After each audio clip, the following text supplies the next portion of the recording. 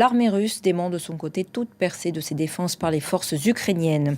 Toujours concernant la guerre en Ukraine, l'Afrique du Sud aurait livré des armes à Moscou en décembre. Malgré sa neutralité affichée, ces accusations émanent de l'ambassadeur américain à Pretoria. Il déclenche déjà une petite crise diplomatique. On va rejoindre au Cap notre correspondante en Afrique du Sud, Caroline Dumais. Caroline, les autorités sud-africaines nient en bloc ces accusations. Absolument, elle nie en bloc, elle demande même à l'ambassadeur américain de venir s'expliquer. Et Naledi Pandor, la ministre des Affaires étrangères, a demandé à son homologue Anthony Blinken aussi un rendez-vous d'urgence.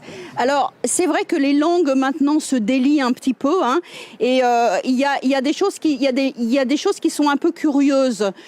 Par exemple, on a effectivement vu le bateau dans le port naval de Simonstone autour du 8-10 décembre. Beaucoup de témoins l'ont vu parce qu'il y avait une panne d'électricité, c'était la seule chose qu'il y avait à faire. Donc ils ont vu le bateau qui débarquait beaucoup de matériel, mais personne ne l'a vu embarquer du matériel avant qu'il reparte vers la Turquie. Donc c'est aussi, les experts militaires sont un peu sceptiques vis-à-vis de ces accusations, car ils expliquent que les armes russes en fait n'ont pas le même calibre que les armes sud-africaines, et ils voient pas très bien en fait ce que les Sud-Africains pourraient vendre à Moscou, les experts militaires.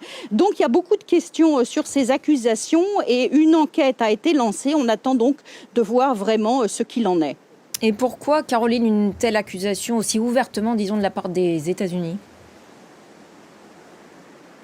Effectivement, on peut se poser la question, mais vous savez, comme le dit le secrétaire général de l'ANC, Fikile Mbalula, Moscou et Washington, c'est pas tout à fait la même ligne idéologique, hein.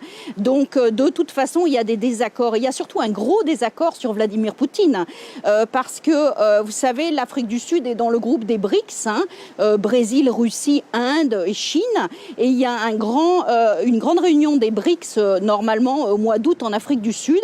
Et Vladimir Poutine, qui ne peut aller nulle part ailleurs dans le monde, eh bien, a bien l'intention de venir en Afrique du Sud en personne, alors que les États-Unis et beaucoup d'États souhaiteraient qu'il soit là plutôt virtuellement. Donc, Pretoria doit prendre une décision sur ce propos, et sans doute Washington fait énormément de pression en ce moment pour que ce sommet des BRICS n'ait pas lieu en présence de Vladimir Poutine. Merci beaucoup, Caroline, pour tous ces détails depuis le Cap.